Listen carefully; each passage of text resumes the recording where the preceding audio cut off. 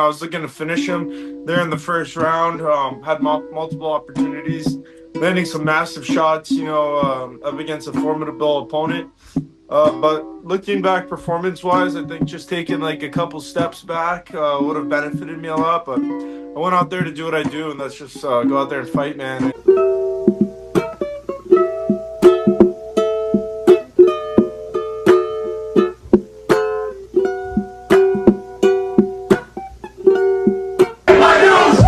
From MMA Island. Christopher de Santiago with MMA Island. Today I'm joined by the Barbabian, Jake Babian, who headlined the prelims on MVP's first MMA card against Namo Fazil last month in Inglewood. Jake, how's it going today, man? Going good, man. It's nice to see you again. Yes, of course, man. Of course. Thanks for taking the time today, man. Obviously, the fight didn't go the way that you wanted to, but I feel like your stock kind of rose a bit. Like the viewership, and like you had a tremendous first round. I guess can you talk to me a little bit more about the fight week experience and the fight itself? Yeah, looking back on everything, I'm really grateful for the experience. Of course, I was looking to finish him there in the first round. Had multiple opportunities, landing some massive shots, up against a formidable opponent. But looking back performance-wise, I think just taking like a couple steps back would have benefited me a lot. But I went out there to do what I do, and that's just go out there and fight, man. And I was on the finish from the start to the end, but. Yeah, he's got good experience and he's very disciplined in terms of his game plan and sticking to what he needs to do to get that win. hmm And this was obviously the like one of the most watched MMA event. Tied with the White House, I believe. With the prelims, you were the prelim headliner. You and Fazil did 350,000 live viewers on YouTube. Yeah. I guess what was your initial reaction to those numbers, and how pleased are you with that? Yeah, I mean, between my fan base and his fan base, I didn't think that was going to be hard numbers to break. I'm actually surprised it wasn't a little more, to be honest with you. But I know a lot of people tuned in after the fact and stuff. So I know every video we're putting out was like hitting like a million views. We just had some crazy engagement. I mean, I think over the course of that few weeks, my profile views was at like 12 million. Well, I could imagine his being similar or more, The hmm exposure wise was unbelievable. Yeah. Can you talk to me a little bit more about that 5 week altercation? Obviously, you posted that video and it got a lot of traction. Can you tell me about like what sparked it?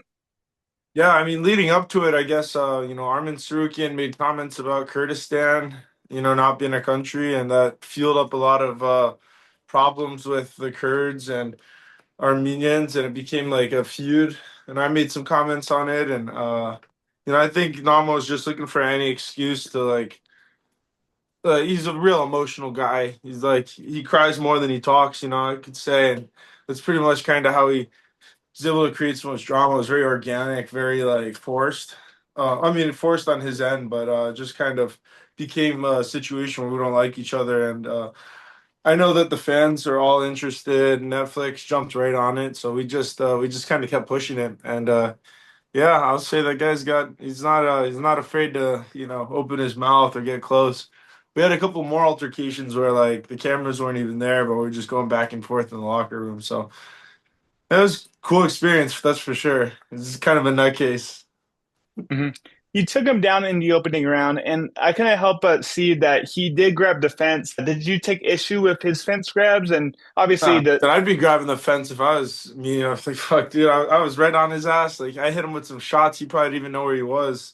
Seen his eyes rolling back, and I got a little too excited. I'm just like, but like looking back again, like making the adjustments, had I had stayed on the feet and just kept pressing forward, I think I would have had more success, which is surprising.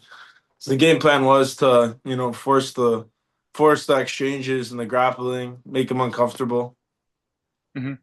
How close were you to finding the finish in round one? Because obviously, you were going for the rear naked choke. It looked kind of close at times. How close do you think you were to finding the finish? The choke wasn't so much what I was going for. It was more of a neck crank at the time. I was trying to get him to open up something else for me. The position I was in, it was hard for me to make my adjustments to flatten him out. However, the times when I was really close to finishing him is when I was landing my uppercut.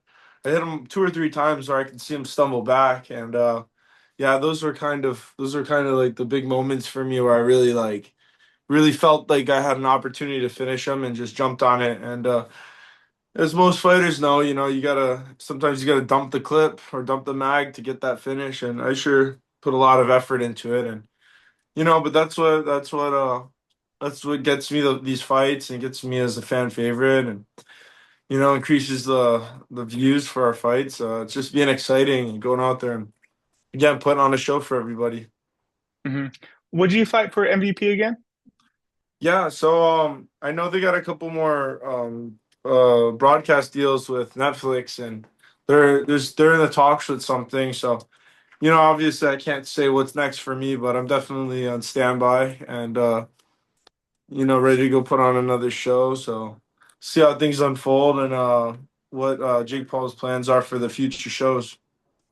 How did you like the introduction for from Big Mo, the ring announcer? I've known him Professional since MMA record I think of six 2021 or victories, 2022. I opposite guess how just did you one like the defeat. introduction in Inglewood? Fighting out of the Man, it Long was Beach, amazing, and I'm a big fan of his as well. It was nice to have a California, familiar voice, introducing me. But man, Jake overall, just Netflix they really laid out a good platform, good Babian. blueprint. Thought they did a fantastic job for their first show. Did a kid announce you for your first MMA win? Is that correct? Um, what's that? Yeah. Was there? I believe I Oh, saw a video of a kid yeah, Killer introducing you Cam. for your first win. Did that happen? Yeah, the youngest ring announcer in the world, Killer Cam. Well, how was that, man?